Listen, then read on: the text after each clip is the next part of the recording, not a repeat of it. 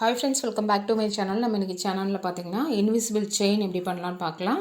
அதுக்கு தேவையான gear wire வந்துட்டு கரெக்டான மெஷர்மெண்ட்டில் எடுத்துக்கோங்க. அதை கட் பண்ணி எடுத்துகிட்டு அதில் வந்துட்டு ஏடி ஸ்டோன் பெண்டன்ட் வந்துட்டு நான் ஒன்று ஜாயின் பண்ணிடுறேன்.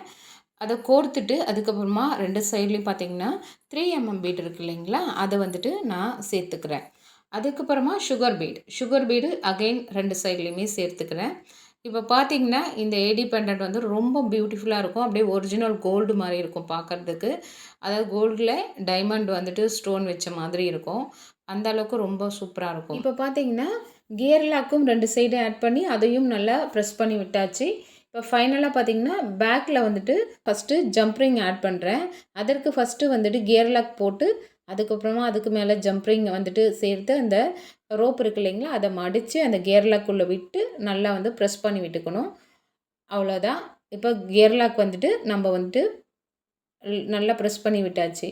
அடுத்தது இன்னும் ரெண்டில் பார்த்திங்கன்னா ஹுக் ஆட் பண்ணணும். அதே சேம் ஜம்ப்ரிங் ஆட் பண்ணி கோர்த்துட்டு அதுக்கப்புறமா ஹுக்கையும் கோர்த்து அதை மடித்து பார்த்திங்கன்னா இந்த கியர் லாக்குள்ளே விடணும். விட்டுட்டு அதை நல்லா மேலே இழுத்து விட்டுட்டு அகைன் வந்துட்டு நீங்கள் இந்த ஜம்ப்ரிங்கை நல்லா ப்ரெஸ் பண்ணி விட்டுக்கோங்க.